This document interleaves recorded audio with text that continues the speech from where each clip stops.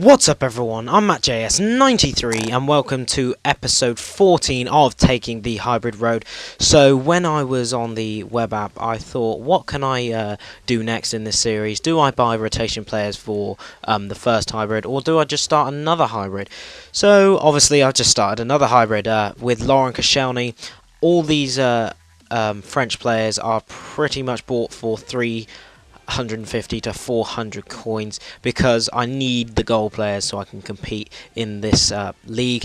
And Timby Gomes, we've got a centre forward with his 81 shooting, just makes him an ideal centre forward. If he was 4-star skills like he was in FIFA 12, he would just be amazing. And it is Gomes that gets our first goal with this new team against an English Premier League side in a 3-4-1-2. He's got some decent players in there, some pretty average players, and yeah, it wasn't a difficult game to say the least. Timby Gomes makes it 2-0 for then Andrew Johnson to get one back for his team, but that seemed to be just a consolation goal, and Gomes gets a hat-trick on his debut and the start for this new team. So a pretty nice victory there, 3-1 to Twaswanger AFC. Not picking up an amazing amount of coins from games, but we've got the 100 or so grand to fall back on from the FIFA points pack opening, and we are going straight in to buy our first player, Younes Belhanda from Montpellier, a Moroccan 4-star skiller. He was a centre mid in the last game, but he's been pushed up to a CAM. He's a very, very good player for Montpellier, and he's going to show his, see if he can show that he is still a decent player against this Serie A team.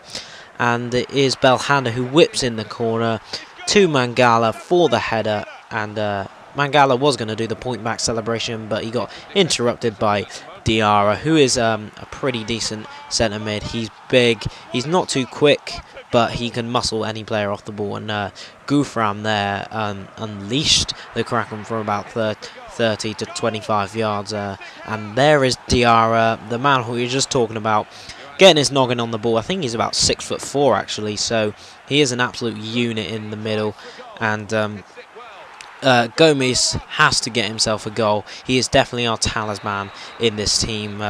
Playing a striker at centre forward in this formation, he's more playing actually alongside the other striker rather than just behind, so we have got quite a few players in the attacking position, so it's more like a 4-2-2 we're playing than a 4-2-3-1.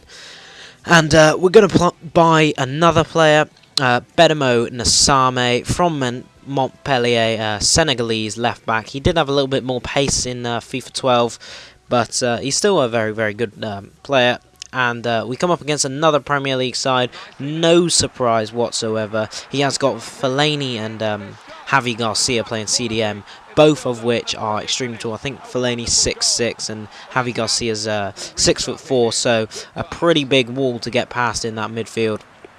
But we do manage to make it 1-0. I think it was Gomes, but I wasn't really watching the gameplay. And he gets a goal with Darren Bent, a very, very good finisher in this game.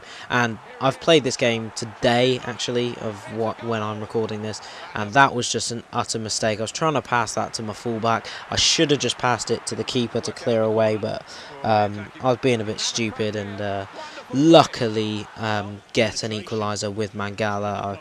That kind of repented for what he done previously, and it is Gomes. That's either his first or his second, I honestly cannot remember, but a pretty good finisher he is, and unfortunately this guy makes it 3-3 without a Adebayor. Bit debatable keeping from Elana there. But straight afterwards, this is pretty much a nice free kick. You rarely see these goals scored in FIFA 13. A whip free kick from 38 yards for Belhanda, surprisingly, to get his head on it.